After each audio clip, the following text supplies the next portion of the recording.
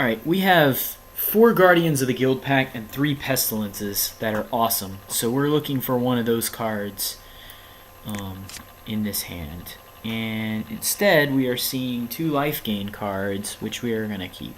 No, I will not mulligan. Probably not going to hesitate to pull the trigger here and cycle Unearth if I don't get to land, because the rest of my hand is just so busted. I am kind of worried about Raise. I didn't used to worry about Raise, but the last Goblin Pilot I played against with the red-black Value Town sided into it against me. I think it's awful. I think it should be reserved only for Tron, but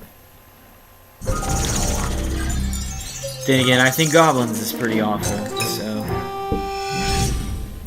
hopefully I draw a land here so I don't have to worry about getting just screwed by Raise. There we go. So, it's Lone Missionary, and then that's some value right there. Gain 4, trade with a Goblin. That's all we're trying to do. Play Sparksmith, I'm going to Doomblade it. Teetering Peaks seems awful. He's got a little bit of mana issues. I do like Teetering Peaks and Goblins. Seems like a pretty low risk way to get some value. Yeah, we're definitely trading the Lone Missionary for the 4/2 here. Man, that feels really good.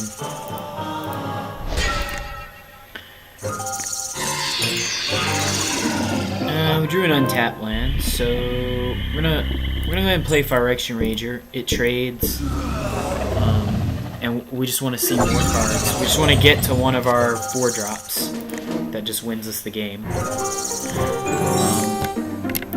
So we'll take the extra card now, but it's definitely going to be trade this turn. Okay, traded with a Chain Lightning. Kick Bushwhacker? Mongo Marshal. We're going to play Aven Riftwatcher and Evolving Wilds, assuming we don't draw anything too crazy.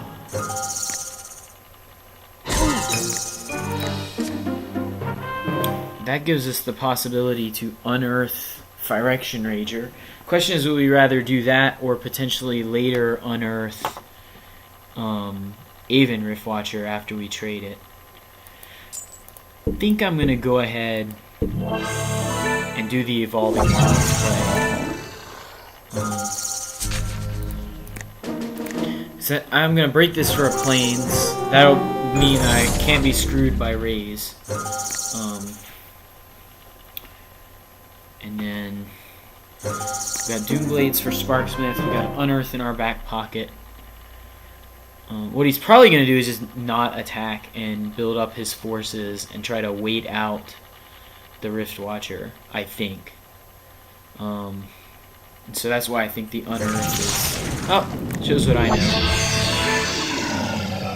Well, then this is going to work out good. We can bring back the Riftwatcher and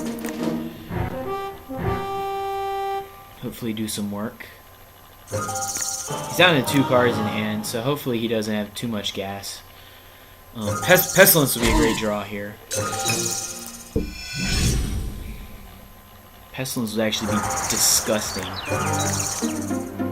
Tendrils is pretty fine too.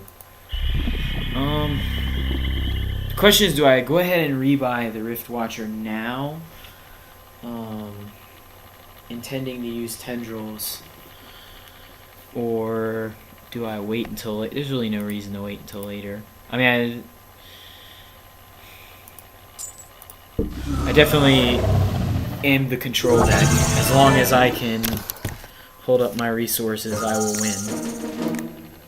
And this lets me hold up Tendrils in case he plays like a Goblin Sledder or a Raider. I can go ahead and use it.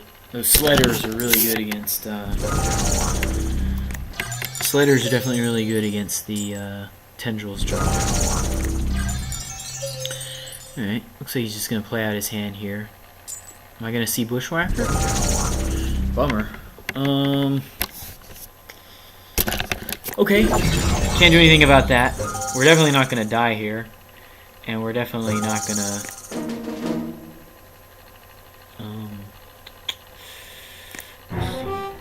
We're gonna use the tendrils to kill something and gain 3, and I think we're gonna block one of the 2/1s.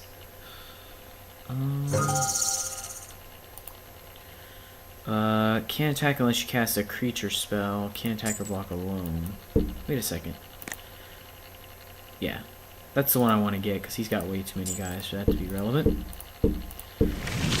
Puts me to 28.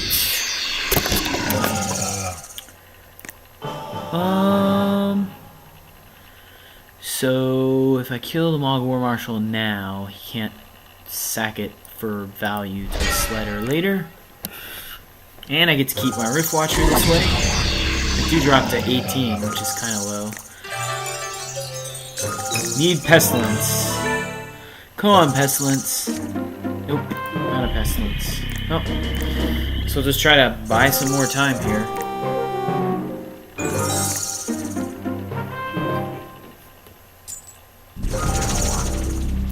Goblin Sledder, uncool. It is fortunate though, because now he's gonna attack thinking he's just gonna, sack a goblin to save whatever, and then whatever he sacks it to. Like if he sacks one of his goblins, I'm just gonna Doomblade this guy. Seems like good value. No. And that lets me keep my Rift Watcher around another turn. Need a boom boom here. Need something that can. That's not gonna do it. I guess I'll just cast it. Seems good against some 1/1s though.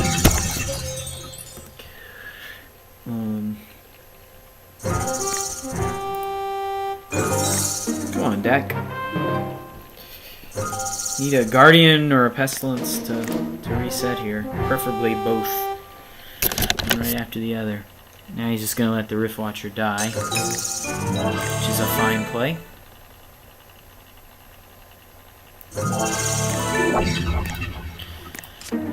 Well, we've stabilized, but we haven't drawn anything in the meantime. We're basically dead to a Bushwhacker here, although he has already played just one. Mob flunkies. Gross.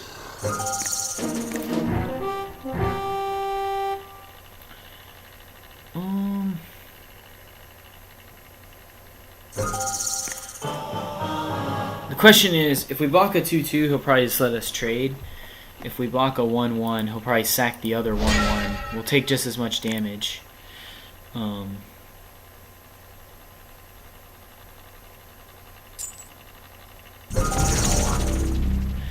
So the question is, do we Doomblade now, or do we... if we Doomblade it now, we save our Crack Rats and trade for the next 2/2. If we don't Doomblade, we Doomblade Mog Flunkies. So the one way he has Mog Flunkies and Sledder. The other way he has Conscripts and Sledder. We're gonna just do this. He needs to draw creatures to even attack with the Conscripts.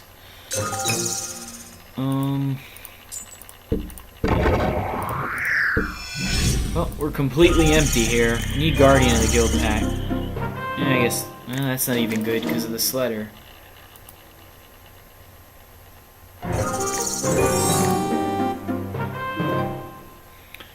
Not looking good here. That's a shame. I thought this would be a pretty decent matchup.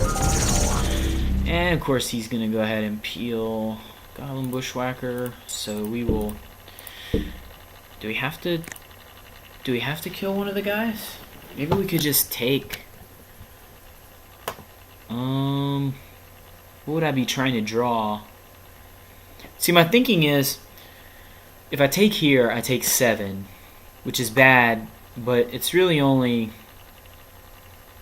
Yeah, I'm just going to take.